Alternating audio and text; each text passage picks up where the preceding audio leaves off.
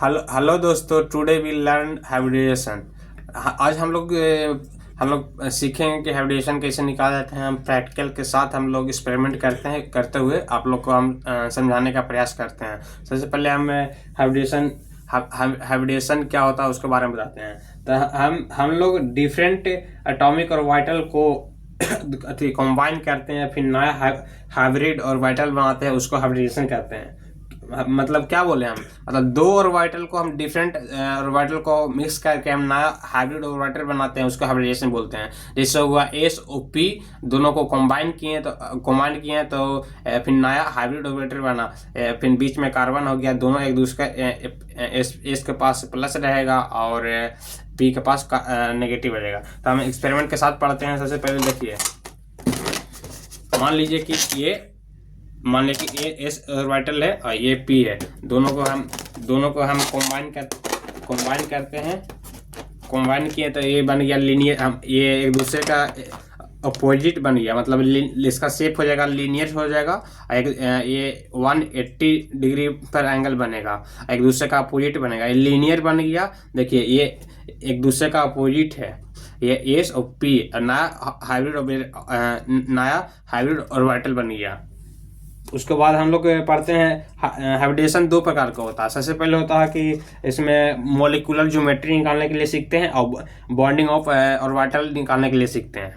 तो इसका एंगल 180 हो गया और इसका शेप हो गया, लीनियर हो गया। हमें अब आगे देखते हैं sp2। ये हो गया एस, ये हो गया पी, ये हो गया पी, मतलब sp2। इसमें तीन ऑर्बिटल है। इसमें इसका शेप हो जाएगा, sp2 का शेप हमारे पास हो जाएगा ट्रायगोनल हो जाएगा। ट्रायंगल की मतलब मान लीजिए एक बीच में कार्बन है और तीनों तरफ हाइड्रोजन लगा हुआ, तो इसका शेप हो जाएगा ट्रायगोनल। ट्रायगोनल प्लेन हो जाएगा। एंगल बनाएगा एक दूसरे का 120 डिग्री पर, एक दूसरे का एंगल बराबर होगा। ये साइड भी 180 बनेगा, इस साइड भी 180 बनेगा, इस साइड भी। इसको पलट भी देंगे तो 180 ही बनेगा। मतलब एक दूसरे का एंगल के बीच में 120 ही बनेगा। इसका एंगल तीनों तरफ बराबर होता है। ये गया एस पी पी। अब बन गया क्या, sp2। इसका ज्योमेट्रिक शेप हो गया ट्रायगोनल प्लेनर, सॉरी। उसके बाद हम लोग sp3 के बारे में पढ़ते हैं।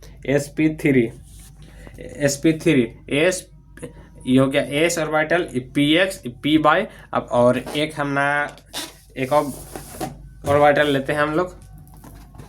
देखिए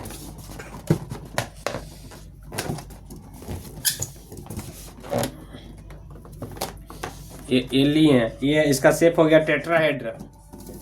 इसका शेप हो गया, इसका शेप हो